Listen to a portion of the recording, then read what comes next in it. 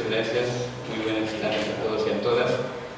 Bueno, agradezco este espacio y a Trújula, a Camilo que nos haya convocado. Bueno, estamos aquí, bueno, quiero empezar porque no estamos de acuerdo que la masacre de Acteal quede impune, y sobre todo porque de ninguna manera permitimos que se le otorgue inmunidad a Ernesto Zedillo, porque es el responsable principal, autor intelectual de la masacre de Acteal. En honor a mis hermanos y hermanas masacrados en Acteal y a nombre de la Organización Social Civil Las Abejas a la que pertenezco y a la que represento en este momento, quiero empezar con una breve reflexión llámenle mito, historia del Popol Vuh, el libro sagrado de los mayas, que tiene que ver con la justicia.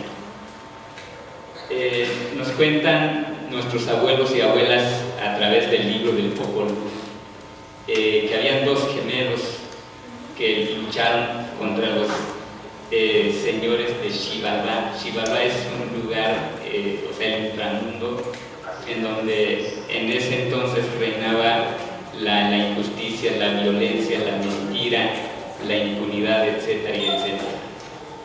Y estos gemelos, que son dioses, pero preocupados por la paz, por la justicia en ese entonces,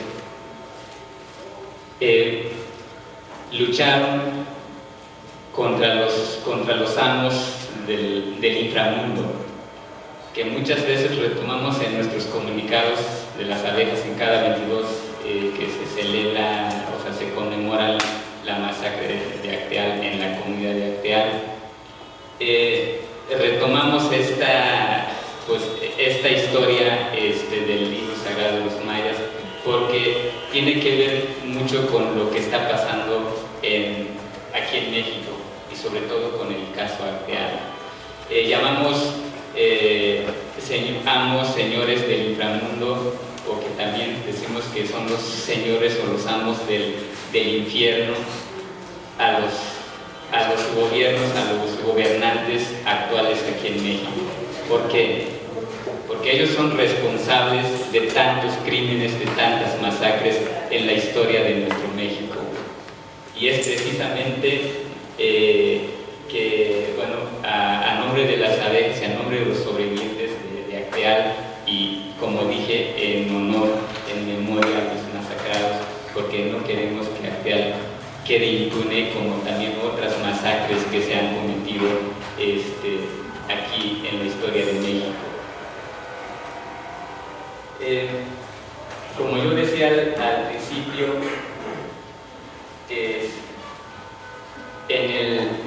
el año pasado nos enteramos por los medios, por el periódico, por los medios de comunicación, que un grupo de sobrevivientes anónimos, no revelaron su identidad, 10 sobrevivientes, presuntos sobrevivientes de la masacre de Acteal, interpusieron una demanda en Estados Unidos contra Zedillo.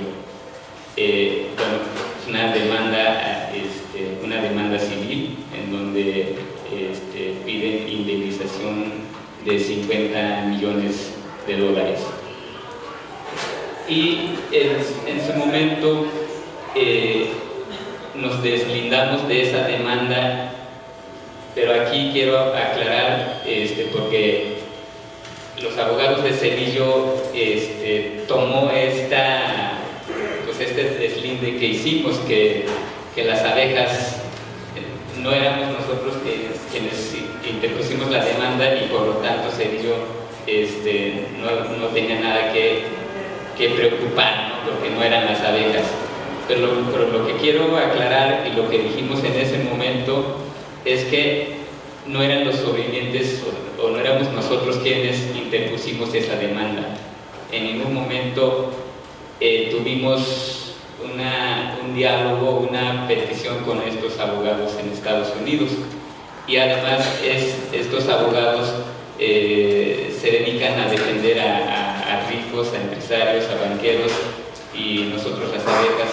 tenemos dinero para pagar este tipo de abogados, ¿no?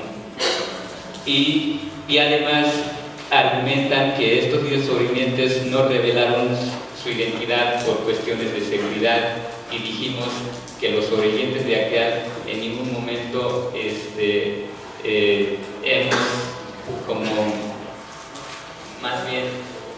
hemos tenido miedo en decir la verdad. Después de 14 años, o pues casi 15 años, los sobrevivientes, los testigos directos de la masacre de Acteal nunca han tenido miedo, sino que han dicho la verdad y bueno, han participado en conferencias de prensa, en radio, etcétera, ¿no? Entonces ahí donde vimos, pues bueno, alguien pues quiere aprovechar de la sangre de los masacrados, y de ninguna manera estuvimos de acuerdo con esto. Y además estos presuntos 10 sobrevivientes solo se interesan en una demanda civil, o sea, en el dinero, ¿no? Y nosotros, las abejas, sí queremos un juicio contra Zedillo, o sea, el castigo a Zedillo, ¿no? Como uno de los principales claves, o sea, autor intelectual de la masacre de Acteal. Y es entonces que también dijimos que no nada más queremos que Zedillo se castigue, sino que toda su cadena de mando en su gobierno, ¿no? El ex general en ese entonces, ¿no? de la Defensa Nacional, pues hasta el gobernador del estado de Chiapas y otros altos mandos, ¿no? en su gobierno. Entonces, y Zedillo, entonces sus abogados retoman eso, pues bueno, pues las abejas dicen que no fueron, entonces alguien que está en contra mía, que hizo esta demanda, ¿no? Entonces aquí en este momento quiero aclarar que si hicimos este deslinde, no es que Zedillo sea inocente o que queremos que quede impune o que se le otorgue inmunidad. De ninguna manera. Estoy aquí a nombre de la organización Las Abejas para pedirle al pueblo de México que se levante, que alce la voz, que no se le dé inmunidad a Zedillo, porque si permitimos que se le dé inmunidad a Zedillo, entonces ¿qué va a pasar con los anteriores gobernantes que también tienen una deuda con México, ¿no? Tienen que responder ante la justicia mexicana, aunque la justicia mexicana vemos que también está podrida. Entonces, que el pueblo de México, tenemos que hacer algo para que construyamos una justicia digna, verdadera, una justicia que se aplique parejo, que no haya una justicia para los de arriba y otro tipo de justicia para los de abajo. Quiero decir que los que tienen dinero o tienen poder no se les pueda tocar, y los que no tienen dinero y no tienen poder, o porque defienden o porque están en contra de este sistema que nos rige, entonces lo acusan inocentemente y lo llevan a la cárcel, y por no tener dinero, y ahí lo dejan pues tantos años en la cárcel. Y eso es lo que no queremos, y es por eso que pido esto al nombre de las abejas. Y bueno, también vemos, bueno, no estamos muy seguros de por qué se hizo esta demanda, ¿no? Pero vemos que está involucrado el gobierno, el gobernador de Chiapas, ¿no?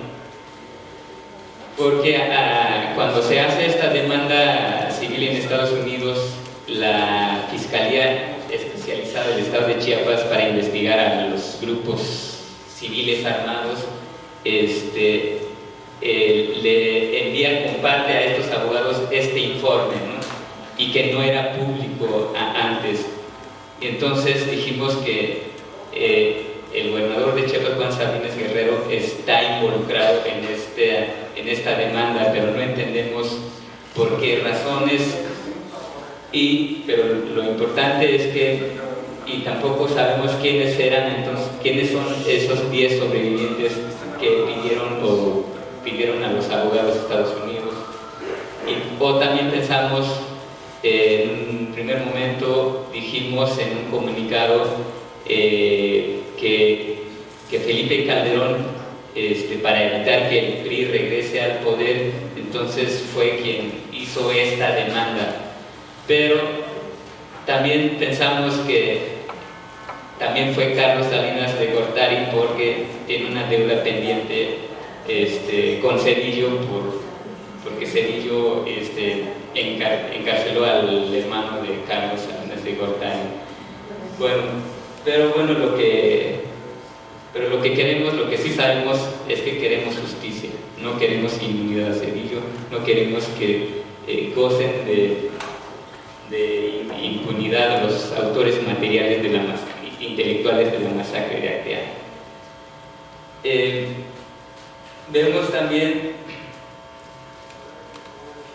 bueno, como decía, que el Estado mexicano no entendemos a qué juega, porque como dije, el Estado mexicano, a través del gobierno de Chiapas, le facilita el informe de la Fiscalía Especializada para usar en la demanda contra Zedillo. Pero al mismo tiempo Felipe Calderón le pide al gobierno de Estados Unidos inmunidad, y entonces no entendemos a qué juega el Estado mexicano. Pero lo que sí también tenemos claro es que los gobiernos panistas quieren encubrir a los priistas. ¿Por qué? En el año del 2000, cuando Rafael Maceo de la Concha, exmilitar, llega a la Procuraduría, desaparecen las fiscalías que estaba encargada de investigar la masacre de Acteal o sea, a los factores materiales e intelectuales de la masacre de Acteal. Y después, 9 años después, en el año del 2009, la Suprema Corte de Justicia libera masivamente a los autores, o sea, a los paramilitares autores materiales de la masacre de Acteal. Y vemos esto como, entonces, entre los gobiernos, los de allá arriba, los poderosos, se están como encubriendo sus crímenes entre ellos mismos. Entonces, eso es lo que estamos viendo. Y bueno, para ir cerrando,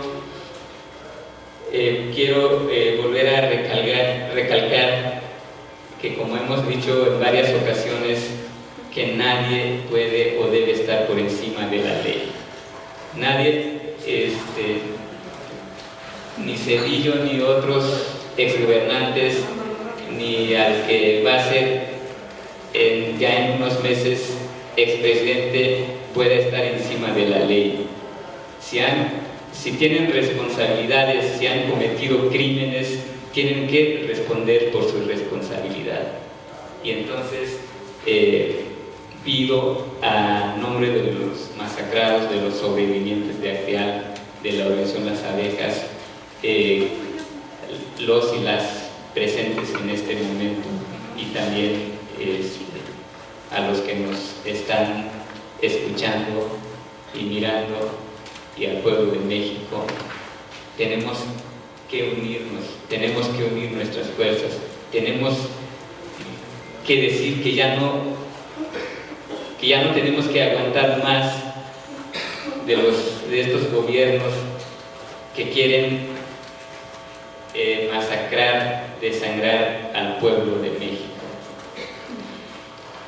Creo que ya hay ejemplos. Nadie puede ser intocable, solamente si nos unimos, si trabajamos, si queremos construir una justicia de verdad. Hay ejemplos como en Argentina, en Guatemala, en El Salvador. Ahí sí han llevado a juicio a ex militares o altos mandos militares, y vemos nosotros que no hay imposibles. Y yo veo lo que sí es importante es que tenemos que unir fuerzas, que no sea esta primera ni la última vez este encuentro, ¿no? Sino que sigamos haciendo este tipo de pláticas, de reuniones, de encuentros, ¿no? Y que no nada más seamos nosotros tres, sino que otros también, personas, ustedes, los que están aquí, los que están allá, también se reúnan y unamos nuestra voz, nuestra demanda. Y si no hacemos hoy, pues entonces, y si no hacemos nosotros los que estamos aquí, pues ¿quién va a venir a hacer, no? O sea, ya no decir que en el futuro, bueno, quizá en el futuro va a haber justicia, pues, pero si solo decimos en el futuro, pues simplemente queda ahí en el futuro. Entonces, hoy tiene que ser o nunca. Es un gran honor estar aquí esta noche y especialmente haber escuchado estas palabras que vienen directamente de los sobrevivientes y las víctimas de la masacre de Acteal, la voz auténtica de esa comunidad masacrada y su posicionamiento ante este tema que nos convoca esta noche. Realmente sentimos un sentimiento muy grande de agradecimiento con Laura y con Fabián por haber abierto este espacio de Brújula Metropolitana, y por cada uno de ustedes, cada una que nos acompaña, por el licenciado Israel Sandoval que nos acompaña, que nos hace el honor de acompañarnos también en esta mesa, por esta convergencia que esto representa. Quería explicar un poco qué había motivado que convocáramos a este evento, y lo más importante que ha señalado el hermano de las abejas, que es que veamos este momento, esta noche, como el inicio de un proceso de articulación y de convergencia para insistir en esta demanda en defensa de los derechos a la verdad, a la justicia, a la reparación integral, individual y colectiva, y a la no repetición de las conductas criminales que culminaron en Acteal y en otros crímenes equiparables. Que insistamos en que para crímenes de ese tipo, como ha señalado también nuestro hermano, no puede haber ni inmunidad ni impunidad, y que eso es lo que está sobre la mesa, es lo que estamos enfrentando en cuanto a la coyuntura actual. En los próximos días, entre hoy y el 7 de septiembre, se va a resolver, se va a determinar en el gobierno de Estados Unidos si le otorgan o no inmunidad al expresidente Ernesto Zedillo. Y es el momento de que nos movilicemos, de que hagamos escuchar nuestras voces aquí en México y en Estados Unidos, primero, en el primer momento, para detener, para incidir, para prevenir que se tome esa determinación, y en último caso, si Estados Unidos procede con esa determinación, que se escuchen nuestras voces aquí en México, en todo el país, en Estados Unidos y en todos los espacios donde podamos incidir para insistir que se haga justicia.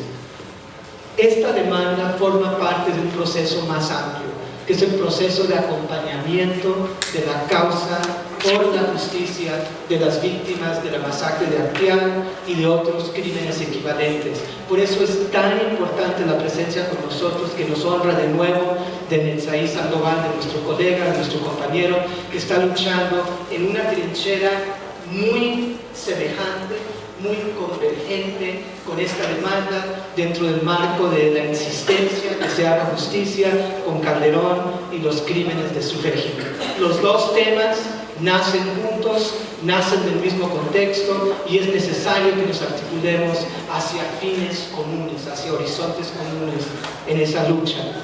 El otro contexto para esto es el espacio que también represento esta noche, que es el capítulo mexicano del Tribunal Permanente de los Pueblos, que está realizando desde el 2011 un juicio histórico en México que va a culminar en 2014, precisamente enfocado a las violaciones de derechos humanos, los crímenes de lesa humanidad, de guerra que han sido cometidos, los crímenes de Estado inherentes al Estado patológico, el sistema de dominación en México que vive y lucra con el crimen y que está untado con la sangre de decenas de miles de mexicanas y de mexicanos, comenzando en este caso esta noche con la referencia de Acteal.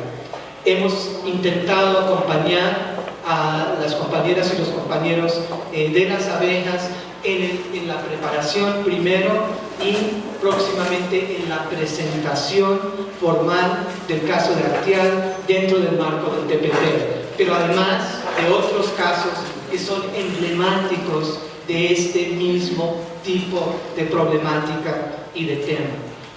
Entendemos el TPP, el Tribunal Permanente de los Pueblos, como un espacio y mecanismo complementario de otros procesos y de otros espacios.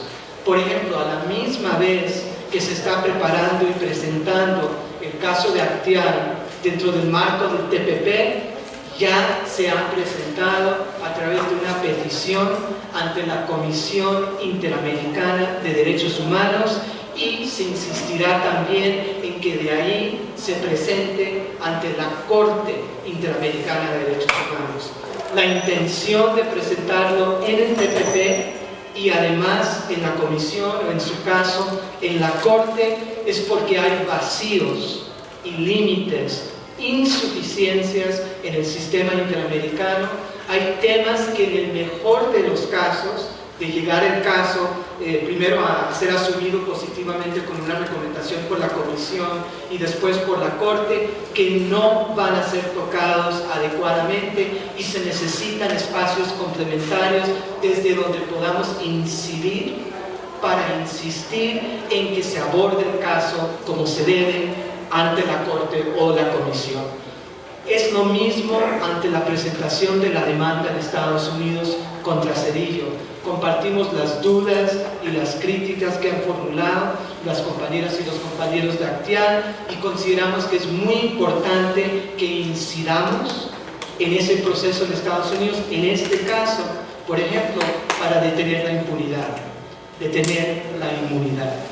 Es por eso también que apoyamos la petición que ha presentado Netzaí Sandoval con decenas de miles más que se han unido a ese proceso por internet, de insistir que la Fiscalía de la Corte Penal Internacional abra el expediente del caso México y de los crímenes de Estado del régimen de Felipe Calderón. Es por eso que queremos difundir esta noche la siguiente declaración que ha sido acordada para apoyar la demanda de justicia de la sociedad civil de las abejas de Acteal, al que se suman el Centro de Derechos Humanos Fray Bartolomé de las Casas, Fraiba, que nos acompaña con su palabra, con su presencia esta noche, y además el capítulo mexicano del TPP que ya mencioné, y todas las organizaciones, 71 organizaciones en 21 estados de la República, de la Red Nacional de Organismos Civiles de Derechos Humanos, todos los derechos para todos y todas. Y la declaración se lee de la siguiente manera, y la estamos difundiendo a partir de esta noche, y ojalá nos puedan apoyar para que llegue a los últimos rincones de este país y del mundo. Escribimos para convocar las conciencias de todos los sectores comprometidos con la defensa de los derechos humanos en México y en los Estados Unidos, en América Latina y el mundo, para detener juntos la inminente determinación del gobierno de Estados Unidos que implicaría otorgarle inmunidad y por ende impunidad al expresidente mexicano Ernesto Zedillo. Esta determinación surge dentro del marco de la demanda radicada en el Tribunal Federal de New Haven, Connecticut, alegando la responsabilidad de Cedillo como uno de los autores intelectuales claves de la masacre de Acteal. La recomendación del gobierno estadounidense en cuanto a la concesión de inmunidad para Cedillo será notificada al tribunal a más tardar el 7 de septiembre. Le pedimos, en este sentido, a la caravana del Movimiento por la Paz con Justicia y Dignidad que está atravesando a los Estados Unidos en estos momentos, incluir el repudio de la inmunidad e impunidad para Cedillo y para otros criminales de Estado de su misma calaña en sus demandas en cada parada de la caravana y al llegar a Washington en septiembre. El gobierno presidido por Felipe Calderón le ha pedido al gobierno estadounidense que le otorgue inmunidad a Cedillo como antecedente evidente de sus propios deseos de quedar impune por los crímenes de Estado que le incumben durante su planeado exilio en ese país y ante las implicaciones de la petición pendiente en su contra ante la Fiscalía de la Corte Penal Internacional. Esta decisión, concederle inmunidad a Cedillo, sentaría un antecedente muy negativo dentro del marco de la necesidad imperativa, ética y jurídica de juzgar penalmente y sancionar a todos los responsables intelectuales y materiales de la masacre de Acteal y de las políticas de contrainsurgencia y de baja intensidad que nutrieron los crímenes del paramilitarismo contra los pueblos indígenas y movimientos populares de Chiapas como respuesta a la digna rebelión zapatista. Todo esto implica un acto especialmente perverso, justo al cumplirse este año, en diciembre, 15 años desde la masacre y al cumplirse también en 2012, 20 años desde la fundación de la Sociedad Civil de las Abejas.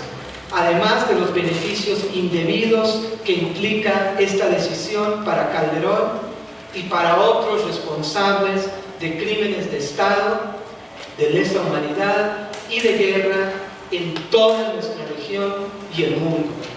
Es particularmente ominosa la señal de impunidad enviada por esta medida de protección de un criminal fugitivo como Cedillo ante el probable retorno al Poder Ejecutivo Nacional el 1 de diciembre del partido responsable y encubridor de tantos crímenes semejantes durante su régimen. Firman Sociedad Civil de las Abejas de Acteal, Centro de Derechos Humanos por Bartolomé de las Casas, la Comisión sobre Migración, Refugio y Desplazamiento Forzado y el capítulo mexicano del TPP y la Red Nacional de Organismos Civiles, todos los derechos para todos y todas. Buenas noches a todos y muchas gracias por las palabras tan emotivas por un lado y tan importantes que han compartido con nosotros.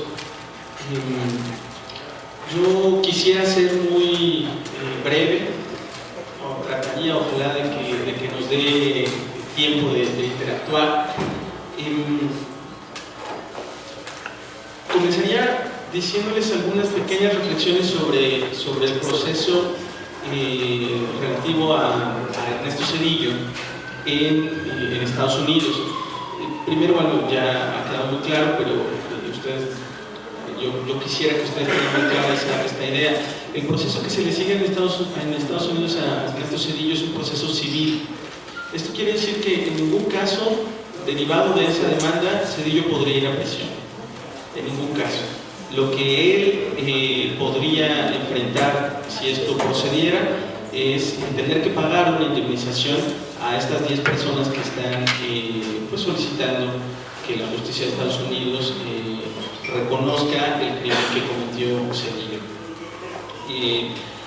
Ahora, lo que Zedillo, su defensa y también el gobierno federal panista han estado argumentando en este caso es la figura de la inmunidad soberana. Quisiera tratar de explicarles muy brevemente que la inmunidad soberana es un instrumento, digamos un principio también del derecho internacional, pero que tiene una lógica muy importante en el derecho diplomático. Es decir, el presidente de un país, en teoría, no debe ser juzgado por las cortes de otro país, porque esto implicaría, imagínense, ¿no? Si un presidente si el presidente de Venezuela va a Estados Unidos y de pronto lo detienen y lo quieren procesar en ese país, implicaría, digamos, subordinar a Venezuela al tercer, bueno, a este otro estado. La lógica de la inmunidad soberana es que pues no se pueda, digamos, humillar a otro país cuando se siguen estos procesos. Sin embargo, este caso, el caso de Ernesto Zedillo, no es una situación así de clara. ¿Por qué? Porque Ernesto Zedillo ya no es presidente de México. Y esto implica una diferencia sustancial. Por ejemplo, el juez Baltasar Garzón, que es un juez español, ha sostenido en resoluciones judiciales que la inmunidad soberana no puede aplicar respecto a expresidentes, ¿no? A jefes de Estado que ya no están en funciones. Este criterio ha sido además validado o reiterado por la Cámara de los Lores, que en Inglaterra funciona como un tribunal, de hecho es el tribunal más importante de Inglaterra. Y ellos han reiterado esto, que la inmunidad soberana no implica, digamos, impunidad de por vida para una persona, sino evidentemente esta otra cosa que yo les decía, que es pues que a un país se le respete a sus jefes de Estado, a sus presidentes electos, pero no que de por vida sean excluidos de la justicia, ¿no? O que no tengan que enfrentar procesos ante la justicia en ningún caso. Entonces, la verdad es que la petición que está haciendo el gobierno federal mexicano y que muy probablemente asuma el gobierno norteamericano es en realidad un error, digamos, sería un precedente muy negativo. Estados Unidos se estaría convirtiendo, ustedes conocen esta frase, ¿no? Los paraísos fiscales donde los narcotraficantes llevan su dinero, o donde, pues sí, se lleva el dinero porque no hay controles. Bueno, Estados Unidos se estaría convirtiendo en un paraíso para dictadores. Eso sería un país donde los dictadores irían a vivir porque sabrían que ahí no se les perseguiría, porque sabrían que ahí gozarían de esta inmunidad soberana extendida durante toda su vida.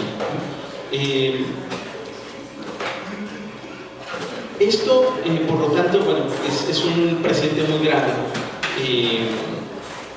Y lo que estaría significando es que, no, digamos, la Corte de Estados Unidos y Estados Unidos como país no estarían diciendo que Zedillo sea inocente, estarían diciendo que Zedillo no puede ser juzgado, que nunca va a ser juzgado, que es un irresponsable, ¿no? Que no tiene por qué hacer frente a procesos donde se le exijan responsabilidades.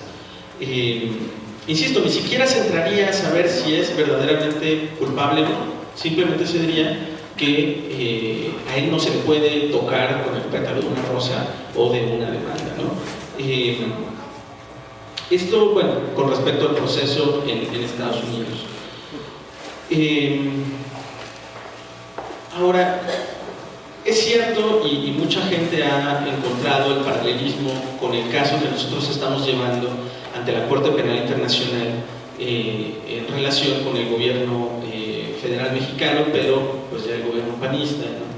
Y todo, miren, trataré de explicarles muy brevemente. La petición que nosotros estamos presentando en La Haya es se llama una comunicación de información. Se le pide al fiscal de la Corte Penal Internacional que defina si en México se están cometiendo crímenes de guerra y crímenes de lesa humanidad. Son dos tipos penales que son competencia de la Corte Penal Internacional. Sin embargo, la primera diferencia que tienen que ustedes tener clara, por ejemplo, para distinguir el caso de Zedillo y el de Calderón, es que lo que nosotros estamos pidiendo en La Haya, en Holanda, en los Países Bajos, es una responsabilidad penal. Es decir, estamos pidiendo que los altos mandos, tanto del Estado mexicano como de los cárteles de la droga, terminen en la cárcel. Eso es lo que nosotros estamos buscando. Lo que se está buscando en Estados Unidos es otra cosa, es una cuestión civil, una indemnización. La Corte Penal Internacional es un tribunal creado mediante un tratado, se llama el Estatuto de Roma. Es un tratado que firmó el Estado mexicano y que fue ratificado. En cambio, pues la Corte en Estados Unidos es un tribunal nacional, es un tribunal de ese país. Y además, una diferencia sustancial es que en la Corte Penal Internacional no se puede alegar esta impunidad soberana que está alegando Ernesto Zedillo en su defensa.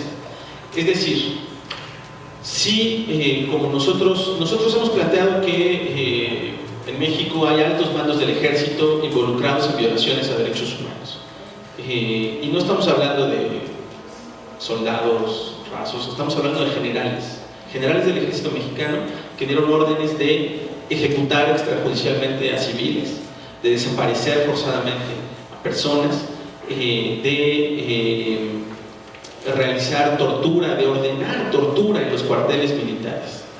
Y estos son generales del ejército, no, insisto, no soldados, no cabos, los más altos mandos del ejército mexicano estarían involucrados en estos hechos. Nosotros hemos dado pruebas de que esto es así, y además, simplemente para citar un caso que está vigente, ojalá ustedes sepan que la Suprema Corte Mexicana en estos días está procesando casos teóricamente para limitar el fuero militar, para limitar, digamos, la jurisdicción de los tribunales militares. Esto evidentemente es un caso muy importante, deriva de la sentencia del caso Radilla en la Corte Interamericana de Derechos Humanos, y el asunto ahí es que varios casos de militares se están llevando ante la Suprema Corte Mexicana para que defina si deben ser juzgados por tribunales militares mexicanos o por la justicia civil. Bueno, en esos casos, si ustedes sintonizan el canal judicial, durante estos días lo van a poder ver, lo van a poder atestiguar, no tienen que creerme. Ahí hay generales del ejército mexicano que están siendo enjuiciados por su responsabilidad al haber ordenado tortura, ejecuciones extrajudiciales y desaparición forzada. Son expedientes que están llevándose ante la Corte Mexicana, y nosotros sostenemos que estos no son los únicos casos, que hay casos de otros generales que están involucrados en estas violaciones a derechos humanos, y que por lo tanto la Corte Penal Internacional puede intervenir en la situación mexicana. Hay varios aspectos técnicos que, si ustedes quieren, lo podríamos platicar a lo mejor al final, porque obviamente pues es un proceso penal, hay muchas interpretaciones, muchos argumentos en pro y a favor de esta competencia, pero bueno, lo que nosotros estamos planteando es que en México ocurren estos crímenes, que están involucrados altos mandos del ejército, que están involucrados altos mandos civiles también, y que deben ser enjuiciados. Debe algún tribunal decirnos si son responsables de estos delitos o no. Simplemente les diría que nosotros estamos planteando que se cometen crímenes de lesa humanidad, por ejemplo, en contra de los migrantes centroamericanos que cruzan nuestro país cotidianamente. Estos crímenes incluyen una serie de atrocidades, no solamente los homicidios, no solamente estas narcofosas que se encuentran a lo largo del territorio mexicano.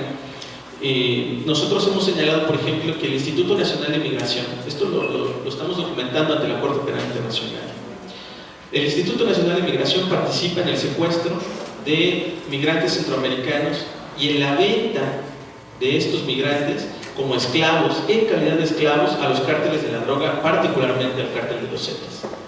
Esto está documentado, esto no son imaginaciones mías, hay informes de la CNDH que documentan esta participación. Es más, el Instituto Federal de la Defensoría Pública, que es un órgano que depende del Poder Judicial Federal, ha documentado esta venta de migrantes centroamericanos a cárteles de la droga en la que está involucrado el Instituto Nacional de Migración.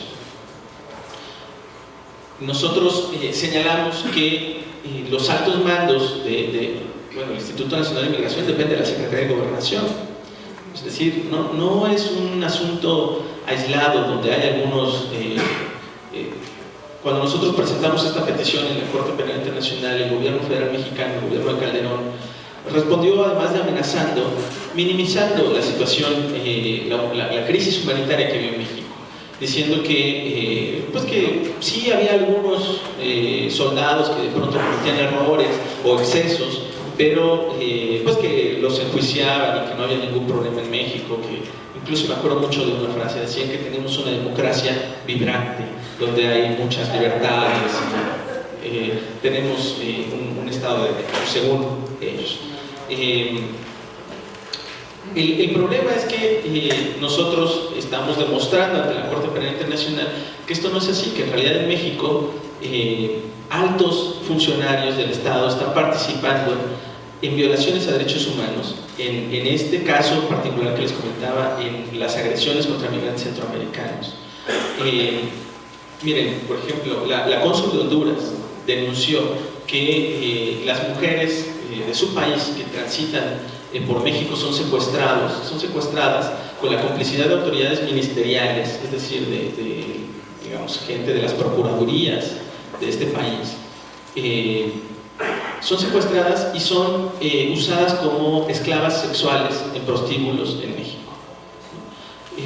Estos son solo algunos casos. Los migrantes centroamericanos, por ejemplo, las mujeres, como cuando saben que van a cruzar México para llegar a los Estados Unidos, han adoptado ya la práctica de inyectarse anticonceptivos porque saben que van a ser violadas en este país, y para evitar embarazos, como evidentemente los violadores no aceptan usar un condón, entonces se tienen que inyectar para evitar ser embarazadas. Este país está viviendo una crisis humanitaria espeluznante que no quiere reconocer el gobierno. Pero evidentemente también existe el tema de pues, la llamada guerra contra el narcotráfico, ¿no? Que en realidad nosotros hemos señalado que si se quisiera acabar con el narcotráfico, pues evidentemente lo que tendría que hacerse sería atacar el lavado de dinero, y es lo único que no se hace, ¿no? En este país es más peligroso robarse una tortuga en peligro de extinción que lavar dinero para el narco. Eso se los demuestro. Hay datos oficiales, yo trabajaba en la Suprema Corte, hay datos oficiales que demuestran que año con año hay más acusaciones en México por delitos ambientales, es decir, por robarse una tortuga en peligro de extinción, que por lavado de dinero. ¿Sí? O sea, la Procuraduría Federal, la PGR, se dedica más a perseguir o a proteger los venados, ¿no? Que yo no digo que esté mal, pero se supone que el objetivo de este sexenio era acabar con el narcotráfico, y casualmente no se ataca el lavado de dinero.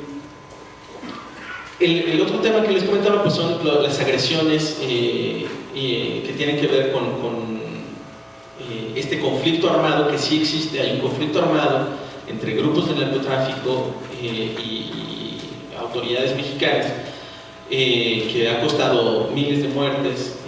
Por ejemplo, les doy un dato que refiere a un organismo internacional, el Consejo Noruego para Refugiados, es un órgano de los más prestigiosos en el mundo. Ellos tienen un centro de monitoreo del desplazamiento interno de los países.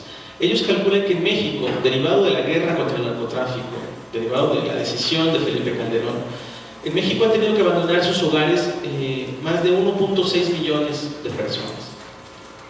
Eso es un desplazamiento forzoso gravísimo. Son personas que tuvieron que dejar sus casas, obviamente, pues su propiedad, su patrimonio, ¿no? Atrás. Están enfrentándose a una nueva, digamos, realidad, pero además amenazados y en peligro por pues la guerra que está librando en este país varios cárteles de la droga. Nosotros hemos señalado que estas agresiones contra civiles, por ejemplo, el simple desplazamiento forzado, implica crímenes de guerra, crímenes de lesa humanidad. En México los soldados torturan en los cuarteles militares derivados de esta guerra. Los cárteles de la droga reclutan a niños, utilizan armas prohibidas por el derecho internacional. Por ejemplo, los cárteles de la droga en México están utilizando minas antipersonal. Esas minas están prohibidas por el derecho internacional, son minas que no pueden distinguir entre objetivos civiles y militares, que si pasa un niño explotan y los matan. Eso se está usando en México. En México se asesina dentro de hospitales, se asesina dentro de ambulancias. Eso está tipificado por el derecho internacional. No es un simple homicidio, no es que yo mate con un cuchillo a una persona, es que maté a una persona en un hospital, maté a una persona en una ambulancia. Lo que realizan los cárteles de la droga, y lo peor es que ahora también lo practica la Marina y el gobierno federal mexicano, esta lógica de amputar partes del cuerpo, ¿no? Las decapitaciones que vemos masivamente. Ustedes recordarán que en el caso de Beltrán Leiva, cuando la Marina lo asesinó, además le amputaron un brazo. Autoridades mexicanas, militares mexicanos, le amputaron un brazo como medio de intimidación a un narcotraficante. Eso no es un homicidio, no es un homicidio simple y llano. Eso es un crimen de guerra. Ese tipo de prácticas no se pueden tolerar por el derecho internacional humanitario. Están prohibidas y tipificadas, están prohibidas por las convenciones de Ginebra y están tipificados como delitos dentro del Estatuto de Roma de la Corte Penal Internacional. Es por todo esto que nosotros acudimos a la Corte Penal Internacional para pedir al fiscal que abriera una investigación. Mucha gente me ha preguntado que cómo va este asunto. Trataré de decirles muy brevemente que va muy bien. La Corte Penal Internacional tenía la opción de desechar esta petición por notoriamente improcedente. Esa fue la petición que le hizo Felipe Calderón y su gobierno. Ellos querían que ni siquiera se estudiara la petición, y afortunadamente pues logramos llevar suficientes evidencias para que se entre al fondo del asunto, se analice si realmente se están cometiendo estos crímenes en México o no. Por cierto, la petición que les comentaba de Cedillo sobre unidad, lo que implica es precisamente que no se analice el fondo, que no se decida si hay crímenes o no. En este caso ya no va a pasar eso. La Fiscalía nos va a decir si realmente se están cometiendo estos crímenes en México o no.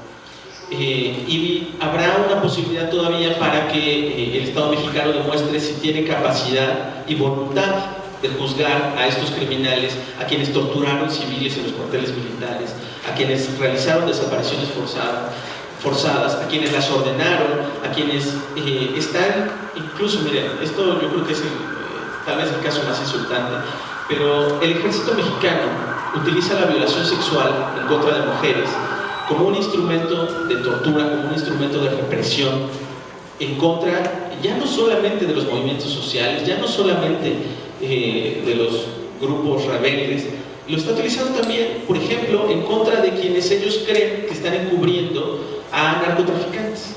Les comento un caso muy concreto. En Michoacán, en 2007, imagínense además, en la tierra de Calderón, el ejército se enfrentó a unos narcotraficantes, los narcotraficantes huyen, se esconden en un municipio, y en este municipio acuden más fuerzas militares y rodean el municipio. Ingresan buscando a los narcotraficantes y no los encuentran. Como no los encuentran, creen que la población los está protegiendo, los ayudó a escapar o los está escondiendo, y el ejército mexicano violó sexualmente a mujeres en ese municipio en Michoacán en 2007, en mayo de 2007. Violó no solamente a mujeres, violó a niñas. El ejército mexicano violando niñas. Esto, insisto, no crean que yo tiene que confiar en mí. Hay una recomendación de la CNDH que documenta que esto ocurrió. El ejército mexicano viola a niñas como represión porque creen que protegen a narcotraficantes. Ese tipo de... Insisto, no es igual que un civil, alguno de nosotros, viole sexualmente a una mujer. Eso es un delito, eso se debe perseguir penalmente. Claro que hay instituciones para eso. Pero que un soldado, encubierto por un batallón del ejército y además encubierto por sus superiores, viole a decenas de personas, a niñas, y además sigan impunes. Eso no es una violación normal, eso es un crimen de lesa humanidad, eso debe ser juzgado por tribunales internacionales. ¿Saben qué es lo peor? En México eso ni siquiera está tipificado. Los crímenes de guerra y los crímenes de lesa humanidad en este país no existen. Nuestros legisladores no han creído conveniente que se tipifiquen estos crímenes. Es más, debo decirles, en la mayoría de las entidades federativas, en 24 entidades federativas, la desaparición forzada ni siquiera es un delito. Por eso, los famosos levantones que ocurren todos los días en este país no se persiguen adecuadamente, porque en este país lo que se persigue es el secuestro, es decir, cuando le privas de la libertad a alguien y a cambio pides dinero. Pero si no existe esta petición de recompensa, lo que tendría que considerarse es la desaparición forzada. Sin embargo, en 24 entidades federativas no existe. La desaparición forzada no es un delito. Por eso, muchas veces cuando las familias, las madres acuden a las instancias, a las autoridades penales de este país desesperadas a pedir auxilio, pues muchas veces las autoridades ministeriales les dicen: pues si no hay petición de rescate, pues no vamos a hacer nada, no se preocupe, espere que regrese, a lo mejor se fue con el novio, a lo mejor, no sé. Hay una irresponsabilidad gigantesca en este país. El caso de los desplazados que yo les comentaba, que está documentado por un organismo internacional. Por cierto, ese organismo internacional ha afirmado que en México existe una guerra, es decir, un conflicto armado interno. El Consejo Noruego para Refugiados dice que en México hay una guerra interna. Y además critica la terrible situación en la que nos pone el gobierno federal mexicano, porque a estos desplazados, primero, no existe ni siquiera un registro de cuántos desplazados hay. No existen instrumentos legales para proteger su propiedad, para proteger la propiedad que ellos tienen que abandonar. No existen instrumentos legales que les permitan incorporarse a una nueva comunidad. En Chiapas es un fenómeno terrible, el de los desplazados, el de la gente que tiene que abandonar. Pues el Estado no les ofrece instrumentos para poder incorporarse a nuevas sociedades, a nuevas comunidades. En México no existen instrumentos para proteger a la gente que se enfrenta al desplazamiento forzado. Y eso lo está señalando un organismo internacional, no yo, no nosotros que estamos sufriéndolo. Ya es inocultable la crisis que está viviendo este país. Bueno, yo quiero dejarlo hasta aquí. Obviamente, si ustedes tienen dudas, pues debería de responder. Pero quiero decirles que, bueno, yo les agradezco mucho las palabras elogiosas que han tenido para mí, pero en realidad este no es un esfuerzo individual. Hay 23,000 personas que acudimos a la Corte Penal Internacional, y además debo decirles que no es solamente un esfuerzo de un abogado. En un principio yo redacté la petición, pero afortunadamente con el éxito que tuvo, otras organizaciones de defensores de derechos humanos se han acercado, nos han brindado apoyo, han llevado testimonios a la Haya. Hemos llevado informes nuevos a la Fiscalía de la Corte Penal Internacional, y esto está avanzando muy bien. De hecho, les comento que se filtró una información muy relevante. El gobierno federal mexicano, por cierto, les voy a decir la fuente. Ustedes saben que el canciller de Vicente Fox, Jorge Castañeda, ¿no? Se hace pasar por un intelectual muy honesto. Jorge Castañeda informó, publicó un artículo en Reforma denunciando que Felipe Calderón le había ofrecido al fiscal de la Corte Penal Internacional, o sea, al fiscal con el que nosotros acudimos, le ofreció contratos para que viniera a México. O sea, le ofreció dinero para que a cambio de eso cerrara, le diera carpetazo al asunto de México en la Corte Penal Internacional. No lo digo yo, lo dice Jorge Castañeda, o sea, alguien que tiene contacto con el Servicio Exterior mexicano, ¿no? Que conoce perfectamente a los diplomáticos mexicanos. Y él denunció que Felipe Calderón intentó traficar influencias e intentó corromper a la Corte Penal Internacional para que cerrara el caso lo más pronto posible, evidentemente antes de que él saliera del poder, ¿no? Afortunadamente no lo logró. No lo logró no solamente por nuestro esfuerzo, sino porque otras organizaciones internacionales han participado en esta petición ante la Haya. Incluso organizaciones internacionales, Amnistía Internacional, Human Rights Watch, han presentado sus puntos de vista y han dicho que en México se está viviendo una crisis humanitaria. Yo tendría muchos datos más que ofrecerles. Nada más el caso de los migrantes centroamericanos, solamente en 6 meses de 2010 está documentado que por la CNDH hay un informe sobre ellos público, que solo en 6 meses de 2010 ocurrieron 11.333 secuestros de migrantes centroamericanos en México. En 6 meses. En muchos de esos secuestros están involucrados autoridades mexicanas, autoridades federales mexicanas. El Grupo para Desapariciones Forzadas de la ONU ha dicho que en las desapariciones forzadas que están ocurriendo en México están involucradas autoridades federales mexicanas. Insisto, lo que está ocurriendo no es un accidente, lo que está ocurriendo no es un error. Esto es una estrategia planeada para intimidar, para reprimir, para forzar a la gente a vivir con miedo. Y pues lo que nosotros creemos es que esto tiene que detenerse. Nosotros estamos haciendo un esfuerzo grande para que estos crímenes no queden impunes y para que también sepan que no les tenemos miedo. Entonces, ojalá que esto siga avanzando y que podamos seguir, como bien se señalaba, uniendo esfuerzos para que esto prospere. Tratando de ser muy breve, si esto prospera, porque lo que nosotros estamos imputando a Calderón no solamente son decisiones que tomó, sino también la decisión de encubrir a los criminales que directamente están violando, que están secuestrando, que están torturando. Entonces, si esto prospera, debo decirles que estos son procesos larguísimos, son procesos que toman años, a veces décadas. El caso, por ejemplo, contra Pinochet duró varios años. Pero bueno, si esto llegara hasta esos extremos, si el Estado mexicano insistiera en esta política de impunidad que ha mantenido hasta ahora, lo que tendría que ocurrir es que la Fiscalía de la Corte Penal Internacional gire órdenes a la Interpol para que se detenga a Felipe Calderón o a cualquier persona que ellos consideren responsable.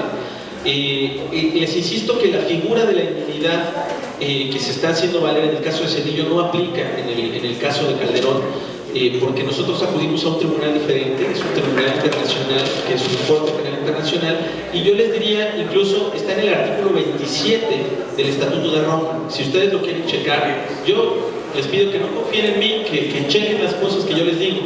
El artículo 27 del Estatuto de Roma dice que no procede la inmunidad por el cargo oficial, es decir, no importa qué tanta jerarquía tengas en un ejército o en un estado, no puedes encubrirte en eso para evitar ser procesado por estos crímenes, porque son los peores crímenes en contra de la humanidad. Creo que algo importantísimo a lo que se ha aludido acá es esta convergencia que se está dando entre el escenario y las políticas y los crímenes que hemos escuchado descritos esta noche en México y sus antecedentes, sus émulos en Colombia.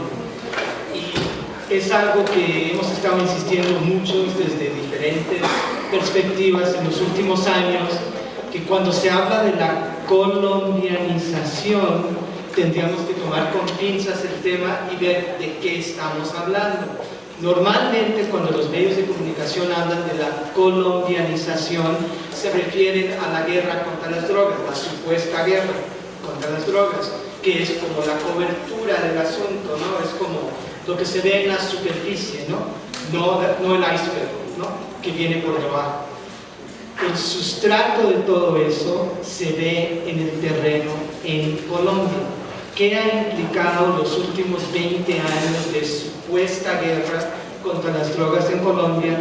El desplazamiento forzado, precisamente que nos acaba de describir Netzaí en casos concretos en México, a escala que implica entre 4 y 5 millones de personas desplazadas en Colombia como parte inherente del proyecto de dominación que se define como Plan Colombia y todo su acompañamiento, toda su repercusión, ¿no? Y es lo que explícitamente ahora Peña Nieto dice que quiere tomar como modelo para México.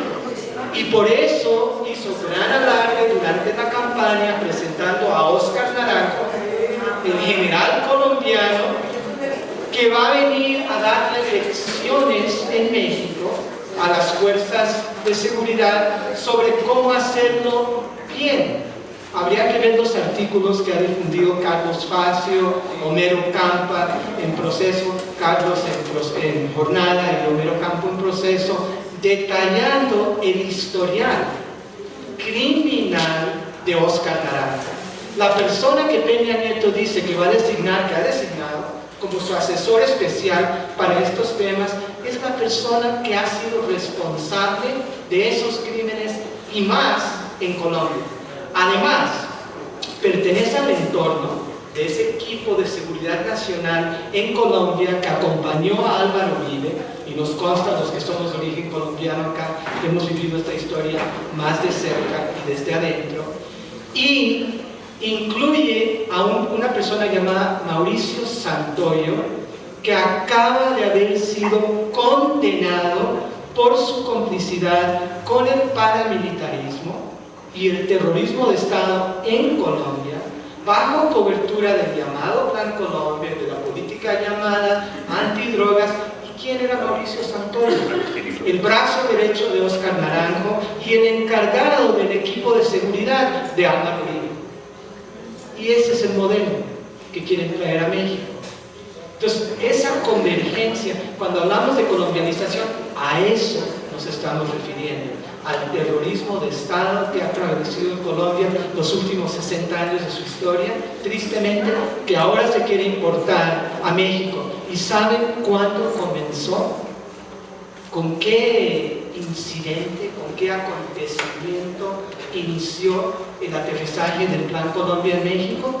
Con Acteal, el 22 de diciembre de 1997, porque fue la primera expresión del paramilitarismo como parte integral de una política de terror estatal que entendemos como contrainsurgencia y guerra de baja intensidad.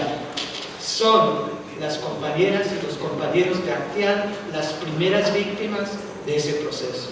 Y culminó después, como señalaba o aludía Netzaí, en San Fernando, en la masacre de San Fernando y en las fosas. Y en todo ese contexto que tiene que ver con la política de terror estatal contra migrantes en tránsito. Entonces, todo esto está entrelazado y tenemos que abordarlo de manera articulada. Quisiera aprovechar solo un segundo para decirles, de la pregunta anterior me pareció algo fundamental. Se preguntaba cómo demostrar un patrón sistemático. Creo que es muy importante lo que señalamos. O sea, claro que existe una estrategia que se está tratando de repetir, claro que la iniciativa Mérida es una réplica del Plan Colombia. En fin, hay muchas cosas globales que nos permiten entender lo que está pasando en México y qué bueno que se señalen aquí. Pero en casos concretos, yo quisiera decirles que también hay patrones sistemáticos. Simplemente el caso de la tortura que se realiza en los cuarteles militares no es tortura que ocurra por accidente. Son órdenes que están cumpliendo soldados obviamente de bajo rango, pero que están siendo giradas por altos mandos militares. Pero además se practica la tortura conforme a un patrón, es decir, hay un patrón sistemático en lo que está ocurriendo. Yo les quiero decir, si ustedes quisieran buscarlo, hay una recomendación de la CNDH que señala que, bueno, o sea, se describe incluso este patrón, ¿no? Porque son cientos de casos de tortura que están ocurriendo en los cuarteles militares. La CNDH en la recomendación 87/2011 no encontró un caso más de tortura, encontró un patrón. Es decir, que el ejército mexicano detiene a una persona, en lugar de trasladarla al Ministerio Público, la traslada a los cuarteles militares. En los cuarteles militares se les tapa el rostro, se les golpea, a las mujeres se les viola sexualmente, a los hombres se les dan toques con instrumentos en los genitales. En fin, hay un patrón sistemático que se está repitiendo. No es casualidad, no es un error y no es un exceso. Estas son órdenes que se están cumpliendo sistemáticamente y alguien va a pagar por eso, porque yo quiero insistirles en esto. La tortura no es un crimen cualquiera, es un crimen imprescriptible, es un crimen internacional. Por eso nosotros estamos acudiendo a tribunales internacionales, porque algún día estos generales y estos altos mandos que están encubriendo esto van a tener que pagar por esto que están haciendo al pueblo mexicano. Yo trataría de responder algunas muy concretamente para paso a los demás. Sobre el tema de la guerra que me preguntaban, ¿sí se escucha, verdad? Me preguntaban si como hay criterios jurisdiccionales. Sí está la persona que hizo la pregunta, ¿verdad? Bueno, me preguntaban sobre cómo se define una guerra, un conflicto armado interno. De acuerdo a la jurisprudencia de los tribunales internacionales, se define por la intensidad y por la organización de los grupos en conflicto. Yo les recomendaría, está por allá, les recomendaría buscar la jurisprudencia de la Corte Internacional para la ex Yugoslavia. Es una corte muy parecida a la Corte Penal Internacional, de hecho, pero bueno, es solamente para el caso de la ex Yugoslavia. Ellos en el caso Limaj, en el caso Tadic y en el caso Boskoski han definido cómo entender un conflicto armado interno, o sea, una guerra interna, una guerra que no rebasa los límites de un país. Y para ello se analiza, les comentaba, la intensidad, por ejemplo, del conflicto, es decir, por ejemplo, la duración del conflicto, el tipo de armas que se utiliza, ¿no? En fin, hay una serie de criterios que se definen, y también la organización de los grupos que están en este conflicto. En el caso mexicano nosotros hemos dicho, y no solo nosotros, les comentaba que también lo ha dicho, por ejemplo, el Consejo Noruego para Refugiados, que ya se puede hablar de que en México hay una guerra, hay un conflicto armado interno. ¿Por qué? Porque no es estrictamente necesario que haya dos. De hecho, en México hay más de dos, o sea, hay varios grupos armados que permanentemente están sosteniendo hostilidades. Yo de hecho hago un análisis de esto en un artículo que les ofrezco, está en El Cotidiano, en una revista de la UAM, y se puede consultar a través de internet. También yo creo que es muy importante que sigamos en contacto, porque sé que ahorita no voy a votar todas las preguntas que tal vez tengan. Entonces yo les ofrezco mi cuenta de Twitter, por ejemplo, que se llama @netsaí_sandoval, para que me pregunten cualquier cosa. Por ejemplo, el artículo del Cotidiano lo tengo ahí en esa red. Y también les digo que yo publico artículos, yo soy columnista de Contralínea, y muchos de estos temas los trato en esa revista. En fin, si quieren, al final les doy exactamente los números de los casos y todo esto para que podamos seguir. Ahora, sobre el tema que estaban comentando, sobre el referéndum, bueno, yo les quiero platicar, es que es un tema un poco diferente, tiene que ver con la situación electoral que está viviendo el país. Yo, además de Derecho Internacional, trabajé en México en Derecho Electoral.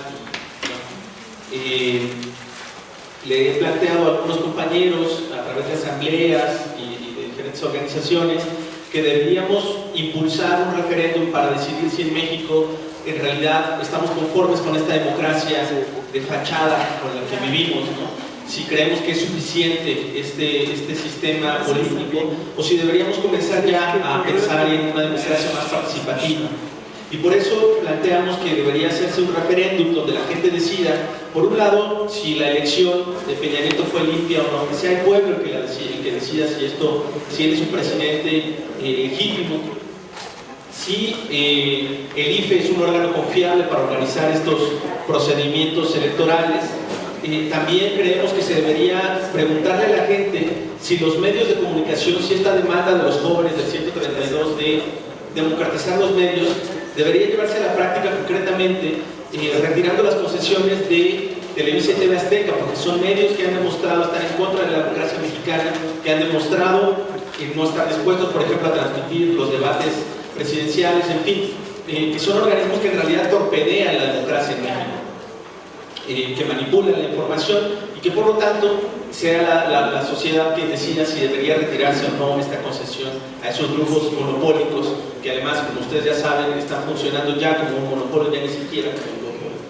Y por último, si deberíamos preguntarnos si es necesaria una nueva constitución, si este país digamos, si el modelo que se creó en 1917 ya se agotó, yo he planteado que, por ejemplo, hay muchos fenómenos globales actuales que en 1917 no se podían prever. Tan solo, por ejemplo, la liberación de semillas transgénicas de maíz, pues obviamente nuestra Constitución no la puede prohibir, no la podía prohibir en 1917 porque no existían los transgénicos.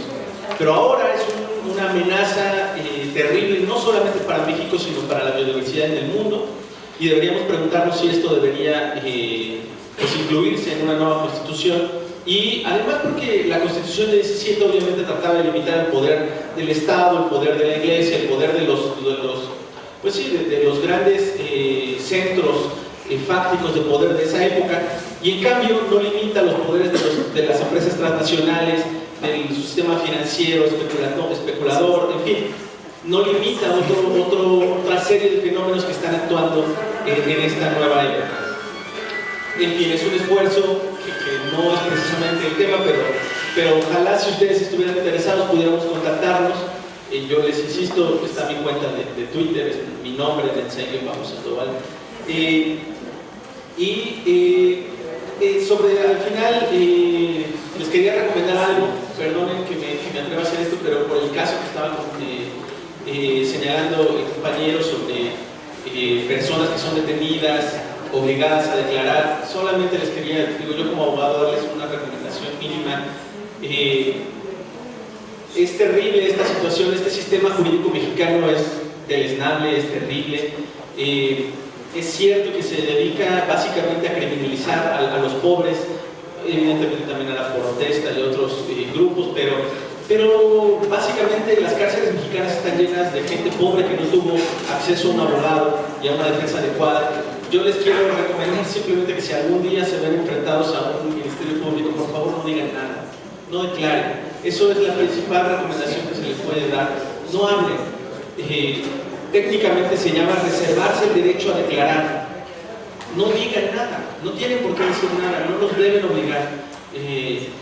Es terrible el sistema de justicia mexicano, es insultante, porque los criterios jurídicos y legales permiten que si tú declaras ante un MP que mataste a alguien o lo que sea, ya no importa lo que pase al final del proceso, aunque digas que te torturaron, aunque se demuestre que te torturaron, esa declaratoria tendrá un peso gigantesco en tu sentencia y lo más probable es que termines en prisión. Entonces, por favor, aquí en el Ministerio Público nunca digan nada.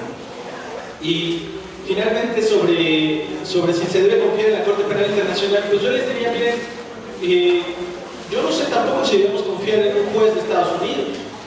Yo, de hecho, les confieso que analizando el fenómeno político que estamos enfrentando, en realidad, yo creo que lo más probable es que ese juez de Estados Unidos le conceda la inmunidad soberana a Ernesto Zedillo. Yo no creo que proceda esa demanda civil. Creo que tiene muy pocas posibilidades de proceder. Entonces, en realidad, pues, confiar, pues a lo mejor tampoco hay que confiarnos en los jueces de la Corte Penal Internacional, pero creo que es un esfuerzo necesario. Tenemos que agotar estos esfuerzos. No podemos darnos por vencidos antes de iniciarnos. Entonces, a lo mejor no confiar, pero sí usar esos instrumentos que están ahí y denunciar lo que está ocurriendo en nuestro país, ¿no? Muchas gracias. Más un comentario, luego quiero cederle la última palabra al hermano de la Sociedad Civil de las Abejas. Quería comentar que en cuanto a lo de por qué confiar en la Corte Penal Internacional, habría que recordar y aplicar el mismo criterio que acaba de citar Netzaí, de agotar instancias a la Corte Interamericana de Derechos Humanos. O sea, muchos estamos en la tarea de hacer cumplir las 5 o 6 sentencias claves que ha habido en los últimos años. Aludió, por ejemplo, a la sentencia del caso Radilla, y es absolutamente fundamental. Es muy importante el debate que se está dando en la Suprema Corte sobre el tema del fuero, etcétera, esencial. Pero no hay por qué confiar en la Corte Interamericana de Derechos Humanos. No se trata de eso. Tampoco en el contexto del caso de Arteaga, que ya señalaba que sabemos que hay insuficiencias, vacíos en la Comisión Interamericana y en la Corte Interamericana, y que ambas pertenecen a una estructura nefasta, que es la Organización de Estados Americanos, que excluyó al pueblo cubano, lo castigó por la revolución. Entonces hay que entender que esos espacios son inherentemente contradictorios, inherentemente terrenos de conflicto, pero la idea es tratar de aportar a transformar la correlación de fuerzas allá y acá a nuestro favor y a favor de los derechos. Entonces no es por confiar en esos espacios, yo tampoco confío en la Corte Penal Internacional, pero existe y habría que exigir que cumpla con lo que dice el Estatuto de Roma. Y el Estatuto de Roma dice que la conducta de Felipe Calderón ha implicado crímenes de lesa humanidad, de guerra, y que hay que perseguirlos. Lo otro es en cuanto a la iglesia, si quisiera comentar algo. Yo creo que es muy fácil que caigamos en una visión maniquea, polarizada, y decir la iglesia. Yo lo que diría es, si recordamos el papel de personas como Raúl Vera, como Alejandro Solalinde, como Pedro Pantoja, como Miguel Concha, como el Centro Miguel de Derechos Humanos, Miguel Agustín Pro, no podemos generalizar en cuanto a la iglesia. Está la iglesia del pueblo, está la iglesia alineada con los pobres, está la iglesia alineada con los que nos explotan. Y la sociedad civil de las abejas precisamente surgió como una organización de personas creyentes de esa otra iglesia que quieren exigir que la iglesia oficial cumpla con sus propios preceptos, lo mismo que la Corte Interamericana o que la Corte Penal. Entonces que tengamos cuidado en ese sentido, o sea, eso es independientemente de lo que creamos o no, y el derecho a la libertad de conciencia, pero que reconozcamos que dentro de las iglesias, porque no hay solo una, siempre se reflejan las contradicciones de la sociedad. Bueno, creo que ya no tengo más que decir que recalcar esto, de agotar todas las instancias, ¿no? Cuando yo dije hace rato, para nosotros las áreas del sistema de justicia mexicano está podrido. ¿Por qué? Porque hicimos todo lo posible.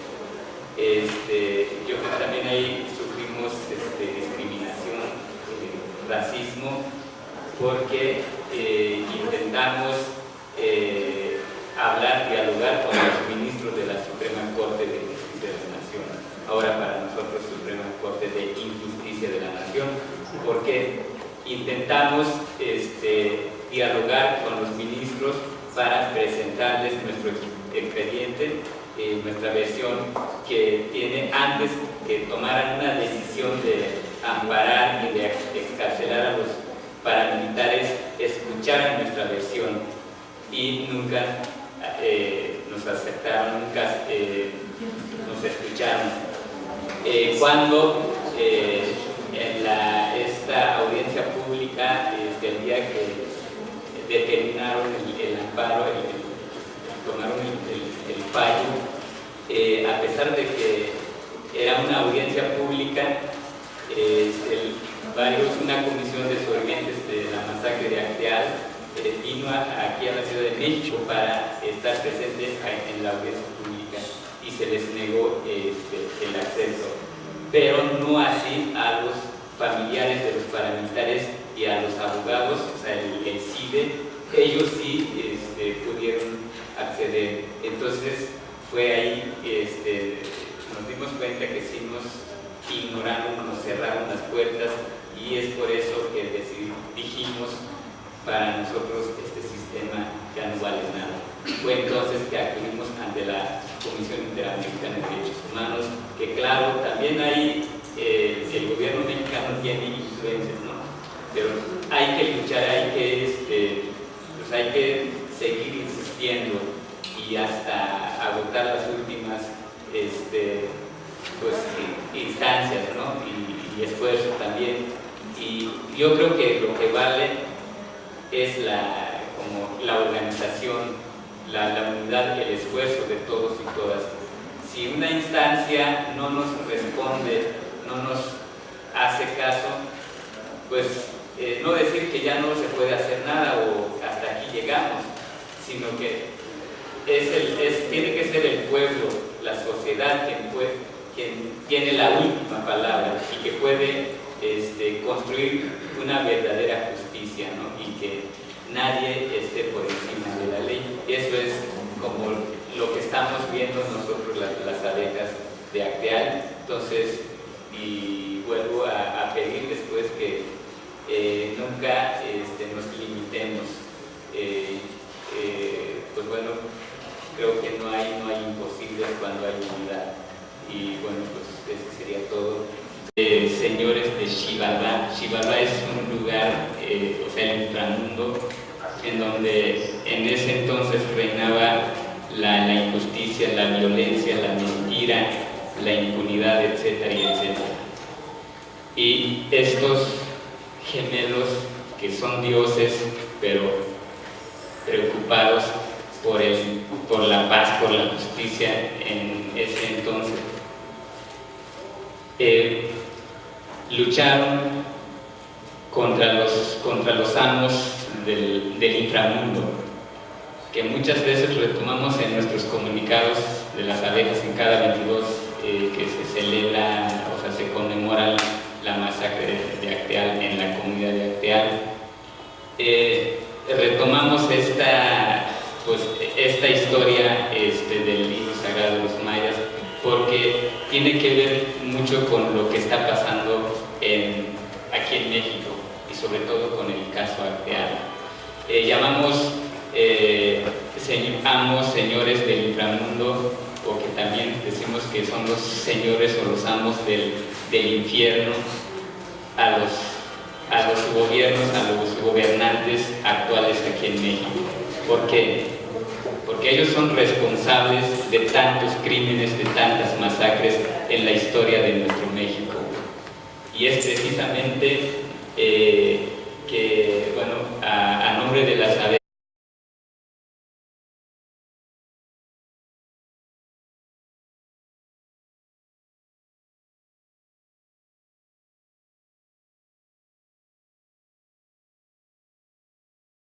muchas gracias, muy buenas tardes a todos y a todas. Bueno, agradezco este espacio y a Trújula, a Camilo, que nos haya convocado. Bueno, estamos aquí, bueno, quiero empezar porque no estamos de acuerdo que la masacre de Acteal quede impune, y sobre todo porque de ninguna manera permitimos que se le otorgue inmunidad a Ernesto Zedillo, porque es el responsable principal, autor intelectual de la masacre de Acteal. En honor a mis hermanos y hermanas masacrados en Acteal y a nombre de la Organización Social Civil Las Abejas, a la que pertenezco y a la que represento en este momento, quiero empezar con una breve reflexión de llámenle mito, historia del Popol Vuh, el libro sagrado de los mayas, que tiene que ver con la justicia. Nos cuentan nuestros abuelos y abuelas a través del libro del Popol Vuh que habían dos gemelos que lucharon contra los porque no eran las abejas. Pero lo que quiero aclarar y lo que dijimos en ese momento es que no eran los sobrevivientes o no éramos nosotros quienes interpusimos esa demanda. En ningún momento tuvimos un diálogo, una petición con estos abogados en Estados Unidos. Y además estos abogados se dedican a defender a ricos, a empresarios, a banqueros, y nosotros las abejas no tenemos dinero para pagar estos tipos de abogados, ¿no? Y además argumentan que estos 10 sobrevivientes no revelaron su identidad por cuestiones de seguridad, y dijimos que los sobrevivientes de Acteal en ningún momento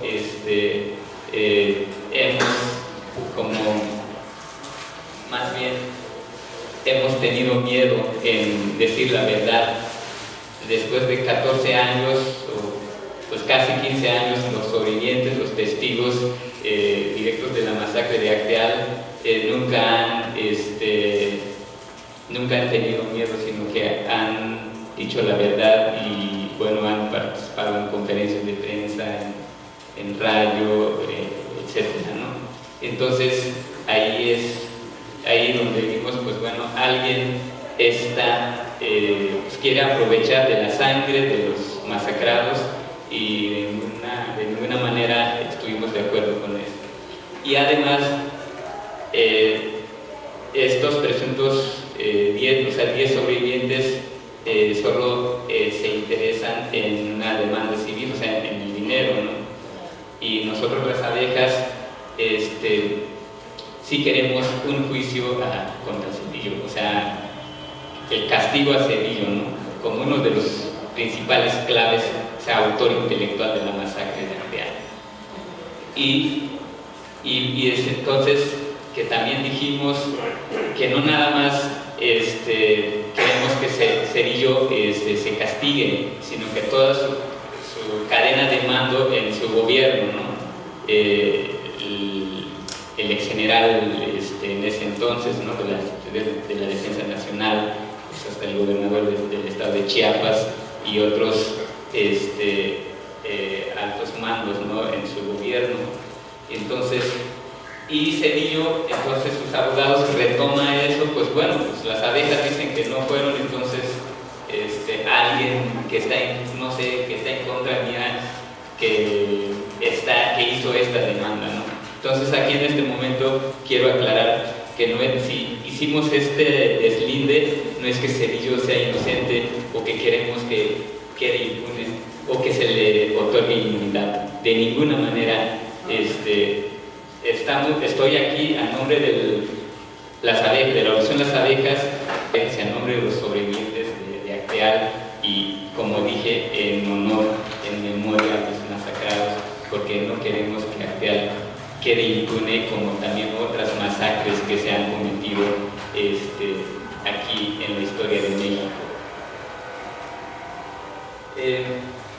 Como yo decía al principio,